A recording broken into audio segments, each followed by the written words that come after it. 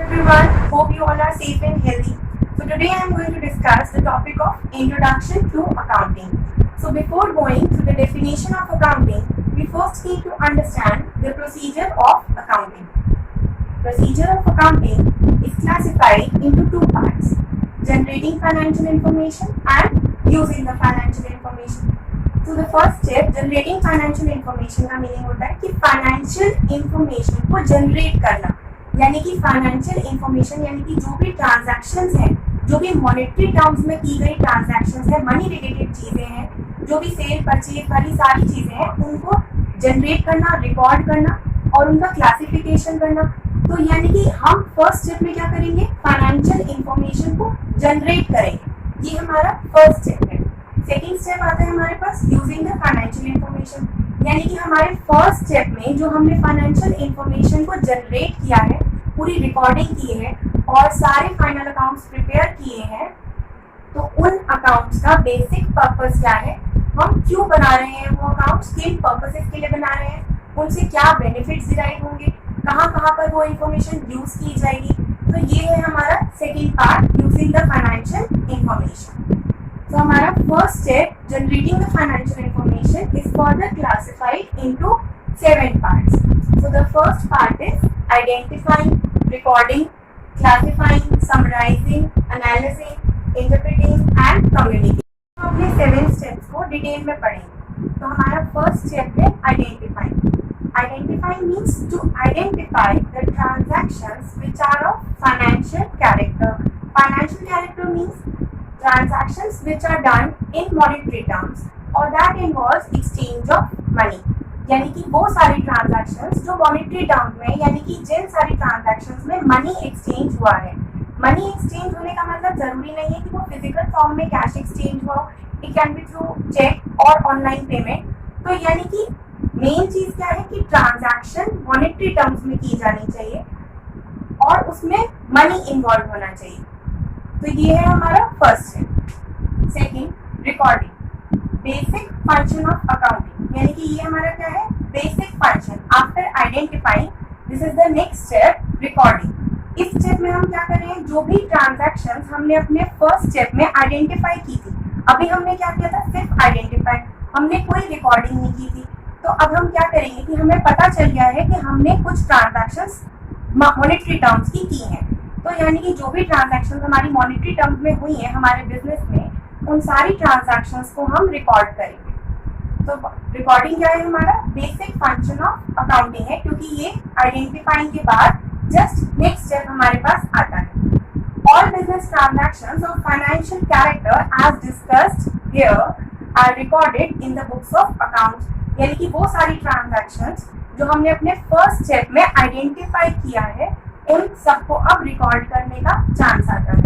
This is done through journal which is further classified into subsidiary books. What are journal and subsidiary books? These are the books of original entry. यानी कि ये वो books बनती हैं, यानी कि जब कोई ट्रांजैक्शन होती है, फॉर एग्जाम्पल कोई सेल होती है या कोई परचेज होती है, मॉनेटरी टर्म्स में ट्रांजैक्शन होने का मतलब, यानी कि आइडेंटिफाइंग में जो हमने मॉनेटरी टर्म्स में ट्रांजैक्शंस की है, वो ट्रांजैक्शन किससे रिलेटेड होंगी, हमारे बिजनेस में कोई सेल होती होगी, कोई परचेजेस होती होंगी। तो यानी कि उन्हीं सारी चीजों में, परचेज में भी क्या होगा, हम कोई गुड या कोई प्रोडक्ट परचेज करेंगे और उसके बदले में हम कैश पे करेंगे, किसी भी मोड से हम पेमेंट करेंगे, या फिर जब हम अपना कोई प्रोडक्ट सेल करेंगे तो उसमें भी क्या होगा, हम अपना प्रोडक्ट किसी को बेच देंगे और उसके बदले में हम पेमेंट ले लेंगे। तो ये सारी ट्रांजैक्शंस जिनको हमने फर्स्ट स्टेप में सिर्फ आइडेंटिफाई किया है, अब हम उनकी रिकॉर्डिंग करेंगे with the help of journal and subsidiary books. After recording, our third step is classifying. Classifying means systematic analysis of the recorded data so as to put information in a compact and usable form. यानी कि जब हमने recording कर ली अपनी transactions की with the help of journal और subsidiary books, तो अब हम क्या करेंगे, उसी रिकॉर्डेड डेटा को हम आगे फर्दर क्लासिफाई करेंगे, यानी कि हमने जो इंफॉर्मेशन स्टोर की है, जो रिकॉर्ड की है, उसको आगे हम यूजेबल फॉर्म में कन्वर्ट करने के लिए, बेटर वे में, ऑर्गेनाइज्ड फॉर्म में, हम कह सकते हैं कि ऑर्गेनाइज्ड फॉर्म में लेकर आने के लिए हम क्या कर रहे हैं, क्लासिफाइंग कर रहे हैं। तो क्लासिफाइंग हम कैसे करेंगे, this is done through the help of ledgers. Ledger क्या होता है? जर्नल के बाद हम सेकंड स्टेप हम ये करते हैं जर्नल के बाद कि हम लेजर प्रिपेयर करते हैं। लेजर में हम क्या करते हैं? इंडिविजुअल अकाउंट हेड बनाते हैं। This can be we may prepare a separate head for salaries, rent, printing and stationery और एंड सो ऑन। तो यानी कि हम क्या कर सकते हैं कि जब हमने जर्नल में हमारा फर्स्ट स्टेप जब हमने रिकॉर्डिंग की है जहां पर हमारी ओरिजिनल बुक्स ऑफ एंट्री में, तो उन्हीं सारी रिकॉर्डिंग को हम फर्दर लेजर में पुट कर सकते हैं। उससे क्या होगा? लेजर मीन्स कि यानी कि एक एक हेड को हम सेपरेट फॉर्म में डाल सकते हैं और उससे सारी रिलेटेड एंट्रीज को एक ही जगह पे कॉम्पैक्ट फॉर्म में डाला जाएगा, जिससे कि अगर हम एक पर्टिकुलर अकाउंट को ओपन करेंगे से प्रिंटिंग एंड स्टेशनरी, तो हमें उससे रिलेटेड सारी इंफॉर्मेशन एक ही जगह पर मिल जाएगी। तो यानी कि क्लासिफाइंग क्या करता है? क्लासिफाइंग हम इसलिए करते हैं कि सारी इंफॉर्मेशन जो अलग अलग पार्ट्स में रखी गई है उनको एक एक हेड में डालकर सेपरेटली डिफाइन करना, ताकि कोई भी उसे इजीली समझ सके। इसके बाद आता है हमारा fourth step, summarising. Summarising means it is concern with preparation and presentation of classified data. जो हमने यहाँ पर पढ़ा, यानी कि जहां पर हमने लेजर्स प्रिपेयर कर दिए, उसके बाद हमारा नेक्स्ट स्टेप क्या है? अब हम प्रिपरेशन और प्रेजेंटेशन पे वर्क कर रहे हैं। किस चीज की? Trial balance, trading and PNL account, balance sheet and cash flow statement.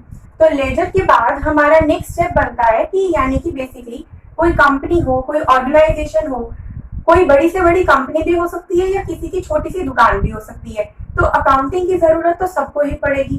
तो ये जो ट्रेडिंग एंड पीएनएल अकाउंट है, PNL means profit and loss account, ये इसकी शॉर्ट फॉर्म लिखी गई है यहाँ पर।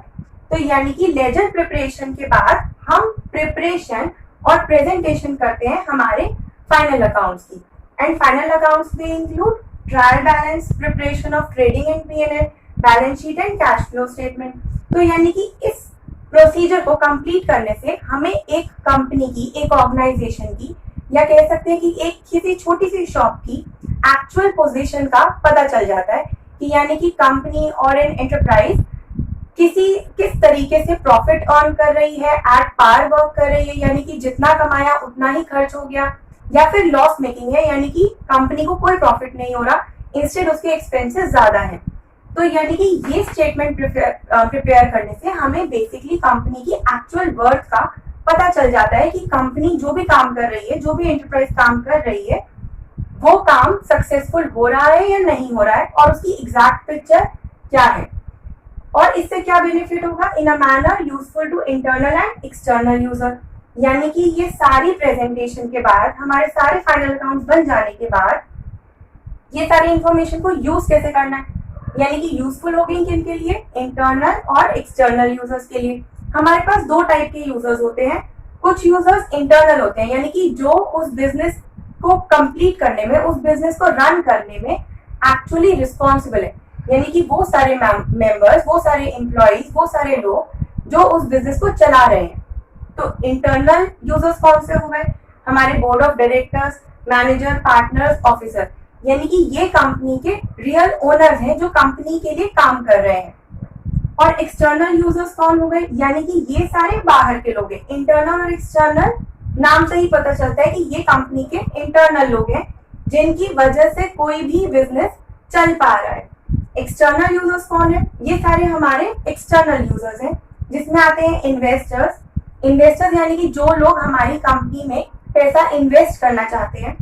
लेंडर मतलब जिनसे हम पैसा उधार पे लेना चाहते हैं, तो वो लोग भी हमें पैसा उधार पर क्यों देंगे? यानी कि एक कंपनी की नेट वर्थ को ध्यान में रखते हुए, उनकी पेबैक कैपेसिटी को ध्यान में रखते हुए, कोई भी जो लेंडर होगा वो उसके अकॉर्डिंग लोन्स वगैरह दे पाएगा। सप्लायर्स, जिनसे हम सामान, जो प्रोडक्ट्स हैं वो परचेज करते हैं। Government agencies because of tax issues, employees and customers. तो यानी कि ये सारे कौन है? हमारे एक्सटर्नल यूजर्स, यानी कि जो हम लोग हमारे बिजनेस को हेल्प करते हैं बाहर से, बट वो लोग तभी हमारी कंपनी में एंटर होना चाहेंगे या बिजनेस का पार्ट बनना चाहेंगे अगर उन लोगों को ये सारे फाइनल अकाउंट्स क्लियर होंगे कि एक ऑर्गेनाइजेशन प्रॉफिट मेकिंग है, लॉस मेकिंग है या एट पार वर्क करती है। तो इन सारे पॉइंट से इन लोगों को अपनी सेफ्टी का पता चलता है कि अगर वो इस बिजनेस में इन्वेस्ट करते हैं तो उन्हें आगे चल के कोई रिस्क इश्यूज नहीं आएंगे। Now, the fifth step is analyzing. It is concerned with establishment of relationship between the items of trading and profit and loss account and balance sheet. यानी कि इस स्टेप में हम क्या करेंगे, एनालाइजिंग मीन्स डीपली स्टडी करना, deep research करना किन चीज़ों पे, यानी कि हमने यहाँ पर क्या कर रहे हैं, इस्टेब्लिशमेंट कर रहे हैं, यानी कि एक रिलेशनशिप बिल्ड करने की कोशिश कर रहे हैं between profit and loss account and balance sheet. Because profit and loss account से हमें फाइनली क्या डिराइव होगा, हमारा नेट प्रॉफिट, और बैलेंस शीट से हमें क्या पता चलेगा, हमारे total assets and total liabilities. हम हमारी ये जो कुछ टेक्निकल टर्म्स हैं अकाउंट्स में, जैसे total assets, total liabilities, current asset, fixed asset, profit and loss, balance sheet, इन सब के बारे में हम बहुत डिटेल में पढ़ेंगे in next sessions.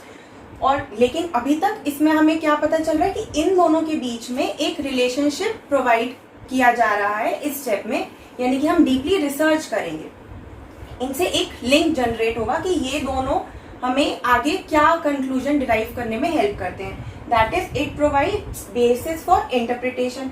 Interpretation means final decision, final conclusion derive करना है हमें।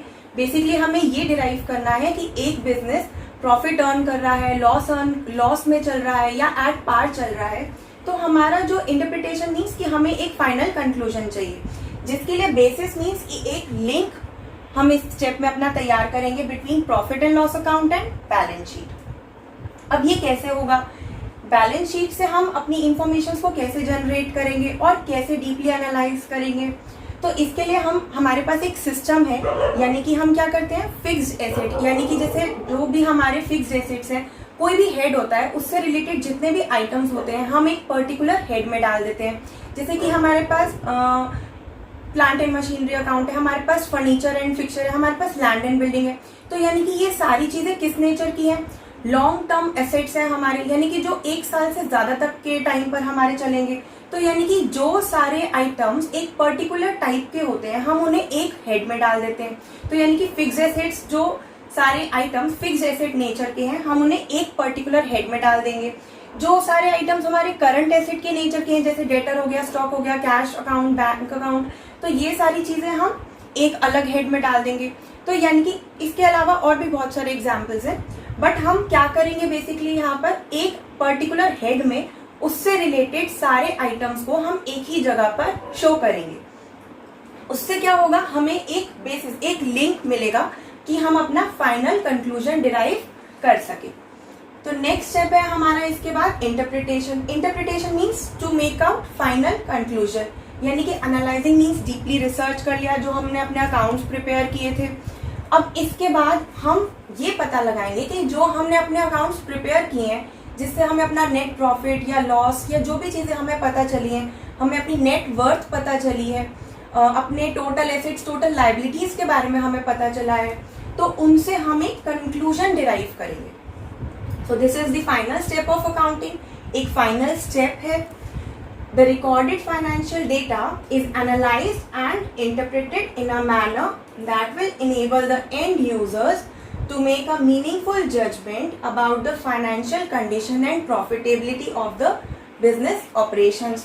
यानी कि इसमें क्या होगा, जो भी हमने रिकॉर्डिंग की है हमारे फाइनेंशियल डेटा की अभी तक के स्टेप्स में, उसको हमने एनालाइज कर लिया एंड इंटरप्रेटेड, यानी कि उससे अब हमने कंक्लूजन डिराइव कर लिया किसके बारे में, कि बिजनेस की कंडीशंस कैसी है, यानी कि बिजनेस का फाइनेंशियल स्टेटस कैसा है, नेट वर्थ कैसी है, और हमारा बिजनेस जो है वो प्रॉफिट अर्न कर रहा है कि नहीं कर रहा है, बिजनेस की कैसी प्रोग्रेस है। तो ये फाइनल जो कंक्लूजन डिराइव होगा वो इस स्टेप में होगा। किस लिए करेंगे, किस काम आएगा ये हमारा final step, so as to enable our end users. End users मैंने आपको लास्ट स्टेप में बताया था, इससे लास्ट स्टेप में एंड यूजर्स कौन होते हैं, हमारे इंटरनल एंड एक्सटर्नल यूजर्स के लिए। तो हम अपना फाइनेंशियल स्टेटमेंट जो हम बना रहे हैं वो बेसिकली हम अपने इंटरनल और एक्सटर्नल यूजर्स के लिए बना रहे हैं, यानी कि ये सारी प्रॉफिटेबिलिटी, ये सारा फाइनेंशियल स्टेटस दो ही टाइप के लोगों के लिए बेनिफिशियल है। एक जो कंपनी के रियल ओनर्स हैं, जो बिजनेस के रियल ओनर हैं, जिनको अपने प्रॉफिट से एक्चुअल में मतलब है, उनके लिए। और दूसरा जो एक्सटर्नल यूजर्स हैं हमारे, जिसमें हमारे कस्टमर्स इंक्लूड होते हैं, इन्वेस्टर्स, लेंडर्स इंक्लूड होते हैं। तो वो भी बिजनेस में क्यों एंटर होंगे? हमारा प्रॉफिटेबिलिटी स्टेटस और हमारी फाइनेंशियल कंडीशन को ध्यान में रखते हुए। Now this is the 7th and the final step of procedure of accounting. 7th step is communication. It is concerned with the transmission of summarized, analyzed and interpreted information to the end users so as to enable them to make rational decisions. तो यानी कि अभी जो हमने अपनी financial statements का analysis कर लिया, इंटरप्रिटेशन कर लिया, तो अब हम अपने उस इंफॉर्मेशन को कम्युनिकेट करेंगे हम अपने फाइनल यूजर्स को, एंड यूजर्स को, सो दैट कि वो रैशनल डिसीजंस ले सकें। Rational decisions means fair decisions, जो कि उनके हक में भी हो और हमारी कंपनी के हक में भी हो। तो यानी कि फेयर डिसीजंस लेने में ये स्टेप हमें हेल्प करता है।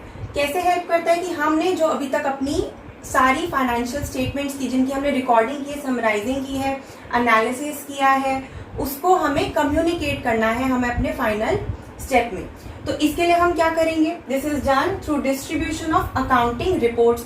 यानी कि जो भी हमने अपना फाइनेंशियल स्टेटमेंट बनाई है, जिसमें हमारा प्रॉफिट एंड लॉस अकाउंट है, बैलेंस शीट है, कई सारे अकाउंटिंग रेशियोज भी हमने फाइंड किए हैं, जैसे कि gross profit ratio, operating ratio, return on capital employed, और we can say return on investment, कि हमारी इन्वेस्टमेंट के ऊपर हमें कितनी रिटर्न्स मिलती हैं। तो ये सारे कुछ रेशियोज होते हैं हमारे पास, या फिर डेट इक्विटी रेशियोज, इनके बारे में हम बहुत डिटेल में पढ़ेंगे आगे। तो इस तरीके के कुछ रेशियोज जो कि हमें हेल्प करते हैं ये फाइंड आउट करने में कि कंपनी की क्या करंट पोजीशन है। तो ये सारे रेशियोज या फिर graphs, bar graphs, pie charts, diagrams, इन सब के through and fund flow statement के through, fund flow statement means कि कितना कैश इनफ्लो या आउटफ्लो हो रहा है, तो इन सब सारी इंफॉर्मेशन को हमें क्या करना है? कम्युनिकेट करना है हमारे final and users. So this was all about procedure of accounting, and now it is easier to understand the definition of accounting, which is it is the art of recording, classifying and summarizing in a significant manner and in terms of money, transactions and events which are in part at least of a financial character and interpreting the results thereof. यानी कि ये सारा process, ये सारी definition हमें क्या represent कर रही है एक्चुअली में? प्रोसीजर ऑफ अकाउंटिंग, जिसको हमने अभी बहुत डिटेल में पढ़ा है। तो यानी कि इसमें definition itself includes procedure of accounting, and it also includes the term financial character, जो कि हमने अपने फर्स्ट स्टेप में पढ़ी थी आइडेंटिफाइंग में। यानी कि क्या था ये स्टेप, जिसमें हमने ये पढ़ा था कि वो सारी ट्रांजैक्शंस जो मनी रिलेटेड है। तो ये सारी जो डेफिनेशन है ये किसको रिप्रेजेंट कर रही है? Basically procedure of accounting. I hope this gives you a better understanding of financial accounts. Thank you.